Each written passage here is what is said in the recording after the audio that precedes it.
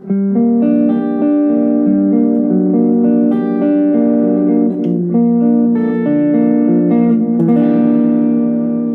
everyone, and welcome back to another episode of Shred and Soul. I'm Shred, aka Kevin Wood. And I'm Soul, aka Wind Hughes. Well, according to what we're going to speak to you about today, you should already know what we're going to talk about. You should already know how we're feeling about this, because we're one consciousness, one being.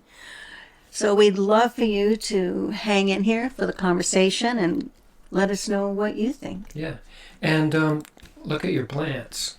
What we'd like to talk about is a study done by a former CIA interrogation specialist, Cleve Baxter, 1966.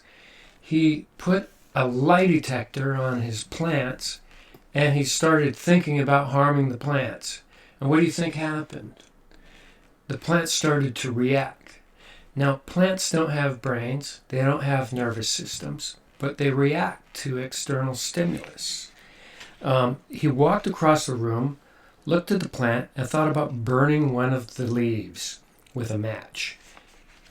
The lie detector test, polygraph, whatever you want to call it, started reacting. The plant started exhibiting signs of distress, thinking that it was going to be harmed by this guy. Basically the plant was responding to his intention. An energetic response, like he could feel the intent in this scientist's being and thoughts, and he could feel the intention which caused the plant to feel fear and distress, because it was, what would you say, afraid? It was concerned, its survival instinct. This is a plant with no spine, no nervous cord, no spinal cord, and no brain. Right. The plant was picking up his vibe. Then to further the investigation, he dropped live brine shrimp into boiling water in another room, killing these shrimp. When the shrimp died, these plants had a reaction that was surfaced on the polygraph machine. In the entire building, every plant in the entire building responded to the death of the shrimp, and the shielding, trying to shield it with lead. Yeah, you see that part? He to try to make this theory ironclad, he shielded the plants in lead, and got the same results. Basically, there was no electric interference causing this.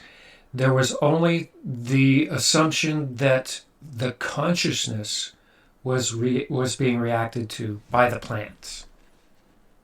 So it brings us to a discussion about what this all means.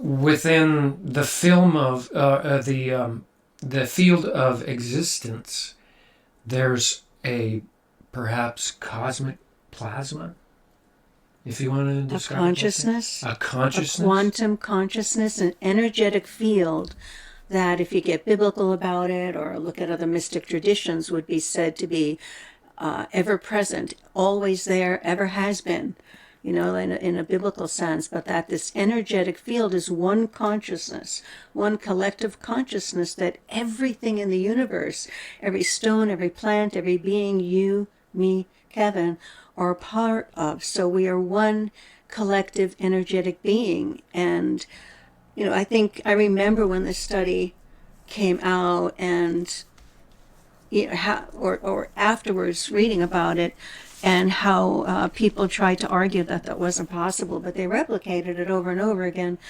And it definitely showed that the plants were responding through a being without brain or nervous system, had an energetic connection to the field. It was responding from what it knew, even though no words were exchanged, even though it didn't supposedly understand the actions. It read because the intent was coming across the field.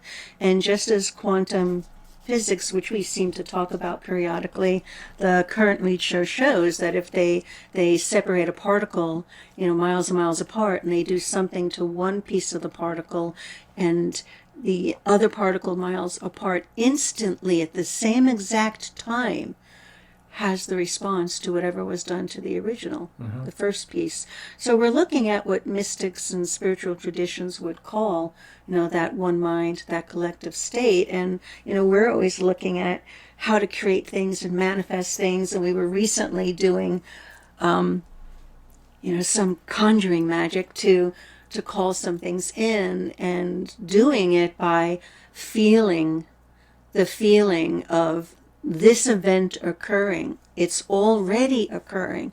We're not asking for it. We're not calling it in. We're not thinking about it per se. We are feeling the feeling of it being so. And that is what the collective universe, this quantum field, responds to. And there are organizations like Heart Math. I've mentioned them before. We've talked about that. A lot of studies now showing this one mind, and that we are all one, and that every thought, every emotion we feel ripples into this and becomes part of this. I'll often describe it the way I called Kevin in, and he called me in a different way. But saying my rituals and my prayers, setting the intent out multiple times a day as it being so. And I would literally say, thank you for Kevin being here. Even though I don't see him, I know he's here. And I would feel him. Just go to the feeling of how it feels to be with my beloved. And I would sit and live and breathe from this space as he's already so. And then, of course, he manifested in my life. And here we are 17 years later. Yes. So that's very much, I call it like an aligning and a conjuring. And one way to, and I know this is hard to understand sometimes, because quantum theory and metaphysics talks about things that are truly ineffable. They can't be explained. They can't be communicated with words, though Sanskrit has a very colorful way, a vocabulary that includes mystical and spiritual experiences. So they do have words for some of these things. But we're manifesting into the world. So what we are doing is we're sending our intent out into the field where every possibility already exists. So you think of that in terms of the holographic universe, or that the past, present, and future are already here, that everything that ever was, ever could be, ever will be, already exists. And what we do is we align. It's like Velcro, cosmic Velcro, or frequency, cosmic radio, where we're sending out that intention, and instantly the field responds. The field responds. That possibility out there, that reality that matches our intent is there, and it becomes one. It is one. We're just connecting.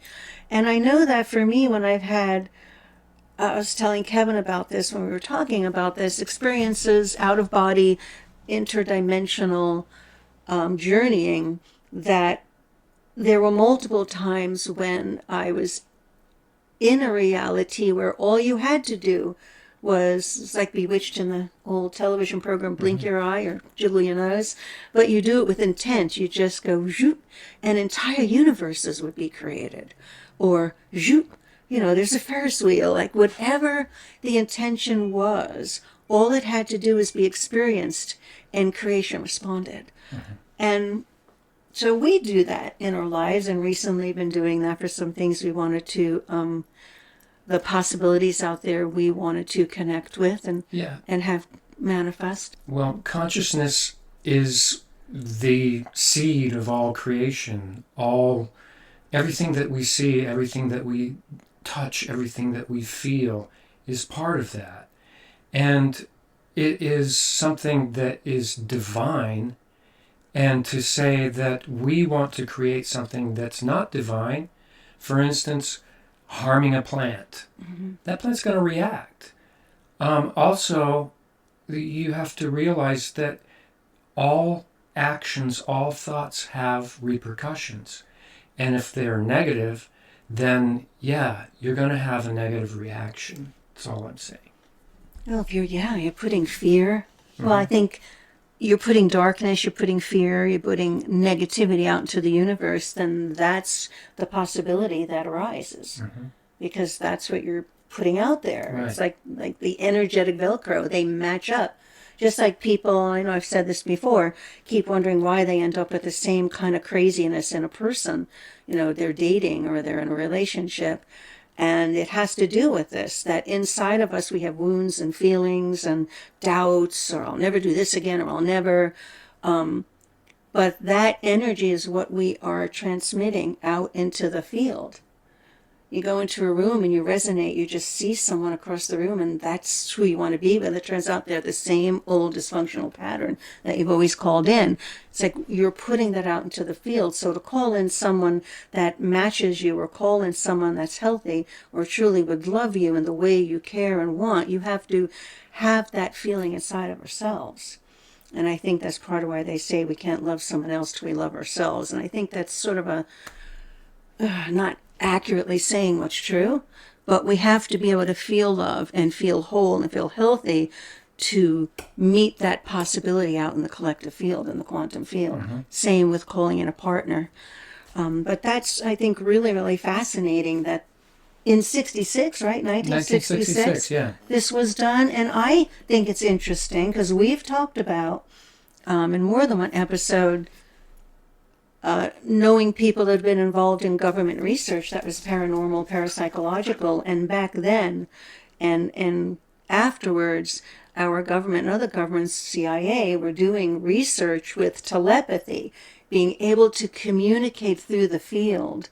So looking at it after all these years, I look at it and think, this was probably part of one of those parapsychological projects that they didn't talk about and deny for many, many years, and this came out of that afterwards. Yeah, well, we will never know, but there is the widely accepted view that plants, which are a lower life form than us, in fact, they're guided by the principles of consciousness, in that they are what they are and they resonate what is around them.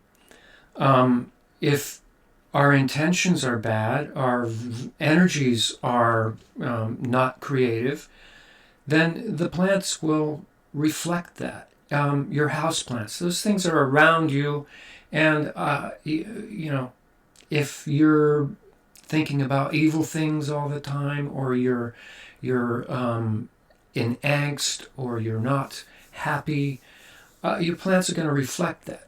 Not only your plants, your life, your cats, your inanimate objects. I mean, how many times have you washed your car and could swear that car is running better now after it's been cleaned? It's happy. Yeah, it's happy. It's a vibe that we have to be conscious of. And, conscious in this respect means you are being careful about what you think about and trying to clean up your act a little bit, I think that's the crux of what we have in front of us all over the world. There was somebody very wise who said that in the future, as we progress and evolve, our consciousness and our ability to hold consciousness in us, we won't be able to rest if somebody on this planet is in misery. And in reality, how many people are that way? We are so caught up in our daily lives, our alignments with political or ideological ideas, our identification, that I think we have a long ways to go yet before we can actually become aligned with a wholesome consciousness. Well, I think if you're talking about everyone, that might be true. We have a ways to go, but it doesn't take everyone to tip the scale of the field around our planet. Right. It takes a certain number of people to have that effect on the wavelength that it changes collectively. So it doesn't take all of us. And, you know, thinking about, I mean, we're talking about it in normal conversation, but if you really, really seriously apply these to our lives, I do. I know you do. Sometimes, you know, like you Well, don't I see it try. the same way, but We you don't. do, I do. Yeah, we don't always have the same idea or Yeah, the I mean, you same have your way of approach, I have looking at my things. approach. Hmm. But when you take this seriously as a truth, it literally does impact everything you do and everything you say, and question how we live our lives, question what we think, question how we love, question the chaos going on in our heads, which is what we then align with in terms of possibilities. Question our, you know, our desperation. And if you imagine yourself as a projector, right, walking out there in the world, and that everything you see and everything in your life on some level is a projection of what your intention is and emotional realm is, then that's what's coming out. Right. Now, often people will say, well, are you telling me I created these horrible things? It's like yes and no. I think on some level, you know, we choose to come in and we choose our story ahead of time, if we have to come back. And I also think that we have a lot of control here in terms of living at the level we're talking about right now, which most people have never heard of or and certainly don't align with. Our cells, our healing is greatly affected by our intention and our emotions. Our DNA is impacted. The telomeres on the ends, you know, of our chromosomes, you know, our genetic material, which establishes our health and life, our long life. Oh, stress diminishes the size of them and they don't come back. There are things you can do to enhance that and increase it. But, you know, the average person in life, our stress just like, kind of eats it away. And so, you know, science now can show the impact on our health when we're thinking negative things and we're stressed, and just moving through life, all of our choices, everything we do, everything we say, everything we choose, every aspect of our life in this very moment is our choice point. Hmm. And that's a choice point about how we want to be in our bodies, how we want to be in our souls, how we want to be in the world. And from what you're saying, you know, the everything you say, everything you do, your feeling is what is coming to you, is coming out. When you move in the world as though that's true, and for me, it is, every single moment becomes a creation moment that we're responsible for. Hmm. Yeah, and our collective consciousness right now on this planet is alarming. When you look around and you see what's going on, you see the strife, you see the suffering. Not to say everyone is. I mean, there are a lot of joys and a lot of goodness that's going on in our world. And our collective consciousness is evolving.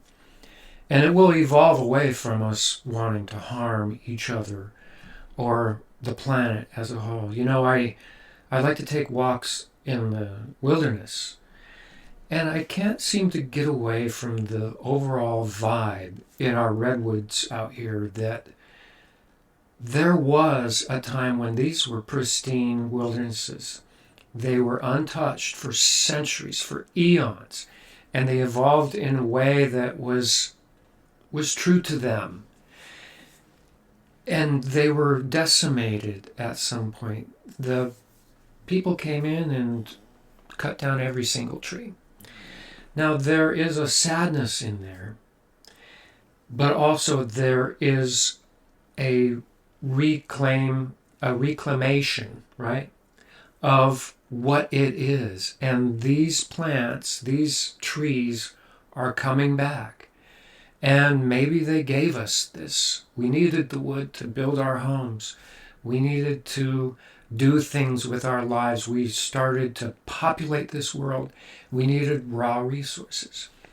Now, it doesn't take away from the fact that, yeah, there were a lot of greedy people who saw nothing but dollar signs, that didn't have a lot of regard for what was here, just saw them as trees and something that they could harvest. that was so and is so. But there is also a bigger picture in that we can change this view. We can change what's been done and what will be done by changing our attitudes and taking a good look at the way we're thinking and the way we're acting and try to be more in line with a harmonious way of being. That's yet to happen, but it's definitely something to think about when you're going about your day and you might have a feeling of angst, or you're thinking about harming one of your plants. What did you mean it's yet to happen? What? Well, our world is not nirvana yet. Oh, no, There's- you mean absolute nirvana? Yeah, there's no there's still a lot of suffering Suffering. in our world, and we were given free will, and so with that we have a responsibility. Yeah, a big one. Mm-hmm. And I question it when I don't eat, and I don't eat any flesh at all, and haven't pretty much my entire life. And I do have that feeling when I eat plants, especially if the entire plant had to be killed in order, for that vegetable to be there. That, and I say thank you every time I eat, that being had an experience. When I trim the plants out here, I just trim, and I'm fully aware as I'm doing that plant is reacting. Mm-hmm. And, how do you move in the world? As far as eating, I've always believed, even from being a child, that being a breatharian was what we're meant to do, and that we were that way. And when things changed here on Earth, for whatever reason, we've talked about some reasons why, things changed. We fell from grace. We lost that connection, or it was taken from us. And we were breatharians. We could absorb energetically what we need from the atmosphere. And then it all shifted, and now we have to eat. It's like electricity. We have to plug it into the wall instead of just absorbing it directly. Mm-hmm. But I think about that when I eat plants. And that the only way to move in the world and not harm something for my own sustenance is to be a breatharian, and I'm not there. Right. It's impossible to be a breatharian for many people, and I've never met one. They have them. In fact, there's a great book, Autobiography of a Yogi, and each chapter is a different master, and they have in there folks who don't eat, don't sleep, just transcend all of those physical needs. Mm-hmm. Whether they're, alien beings walking the earth or highly evolved, whatever they are, they have a different experience. But I feel it when we Right. work in the garden or cut Yeah. down a tree. I know. When I see you go out and start hacking away at the plants, I feel for the plants, but at the same time, I know there is value in creating a beautiful garden. Now, there is the way of looking at it that nature is beautiful. Nature has its own order. And if you can slow down, you can see that. But at the same time, creating something that's aesthetically pleasing with the order that we have within us, nice setup with some plants here, different kinds of plants that accentuate the garden and look nice. There's value in it. So I'm contradicted in seeing the value of manipulating our plants, and of course manipulating our plants for sustenance. But what about nature? Nature is coming from us. It's like it's a natural thing. And do we really need to improve on that? I'm conflicted with that. Sometimes I feel that the only plants I should be eating, if I'm going to eat them, are things that I could pluck from a tree, pluck a berry, heads of lettuce that you peel off the outer leaves, it keeps living. Just like I cut my nails or cut my hair, you're trimming it. Different than cutting down the whole plant, which isn't sustainable anyway. Mm-hmm. But so many questions, that Yeah. I definitely think about in my world. At this moment I eat most vegetables. I do trim the garden back, so we could walk down the path, or if one diseased plant is affecting another, or there's all kinds of funguses on it. I cut it back, way back. So yeah, it's all those choice points. Yeah. You know, the best you can do, folks, is just try. And try to keep a positive attitude. You know, the mysteries of our existence and the mysteries of consciousness, I can't say that I'm an expert. You probably have a firmer grasp on it than I do, but I think that what it comes down to is what's in your heart. And it's not dependent on how far you're going to take a particular idea or subject. I think if you work within your heart, basically you're on the right path, and you're trying. Yeah. I would say, as we kind of tie it up, that, like what you said, like, just give it an effort, give it a try. And I would say even think about it with a lot of serious reflection about your life. Like, in this moment, we're alive. This is it. This is all we have. And in this moment, how am I showing up for myself, for my world, and down to an inner energetic level? What am I transmitting? What am I resonating out there? What am I aligning with in terms of the possibilities or, potentials that are there that we're connecting with, so it actualizes in the physical world or in our inner world? And so, like, I'm proposing that you take it serious enough to consider it maybe a life change in how you move in the world. Right. Like, have the joy you want. If you're walking around bitching and moaning that everybody else is pissing you off, you're going to have a life of bitching and moaning that everyone's pissing you off. And the plants inside your house are probably going to look like shit. And your organs in your body are going to feel it. And, your husband's going to go like, I don't want to be around her today, or we create this and or your car feed is it. going to break down, or be something. nice to her. Yeah. It's always hard. It's a lot of responsibility and a lot of stuff to think about. I mean, because it's all connected. Yeah. And I'd like to suggest that, in terms of what it means in the world, I have a program called Spiritual Revolutionary. And you can read what the manifesto is. And it's all about, if we live from this place where we are all one, what does it mean? And what are the choices and the beliefs that we are embodying in our lives, and what are the implications for the world? So it's called Spiritual Revolutionary, and you can find it at windhughes.com. It'll be one of the tabs on top. And it's very much my sense that, and this is for another episode that we've talked about it before, that there are a lot of pressures and a lot of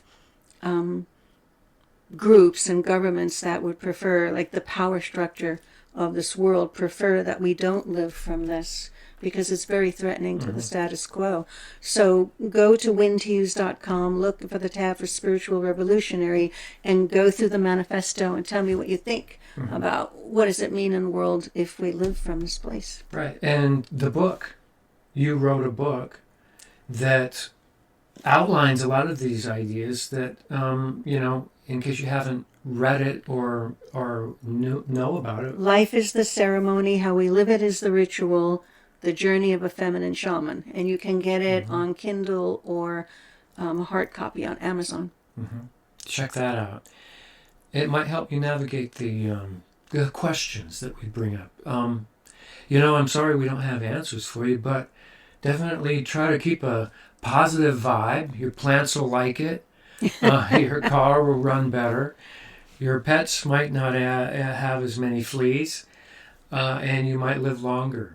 And you will be happier because you are going to be aligning with the potential of happiness. And everyone around you will be happier, and the world will be changed. It only takes a small amount of us to live from this and understand this premise, this truth, this quantum truth, to change the entire field.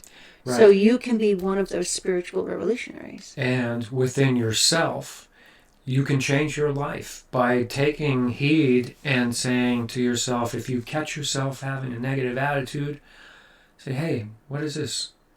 I think I need to change that. Definitely get in touch with the way it makes you feel inside, and say, well, does this feel good? And if it does, then you're on the right track. If it doesn't, if you feel a little angst in there, a little conflict, then maybe you need to take a look at that. I know that I can say that, but it is my challenge to live that. And I can't say that I'm perfect. None of us really are, but we have that potential in But that you're we a have free will. kind-hearted person. I try to be. You are a kind-hearted person. I know you get angry at things, and frustrated and, like everyone else, but you're a kind-hearted person. I think you do a really good job of letting your heart be in a good place. Well, thank you. Well, And you as well. well, thank you. I think we conjured each other very well. Yeah, I think so. I think we ended up in the right place. We did. We put that intention out there, and voila. Mm-hmm.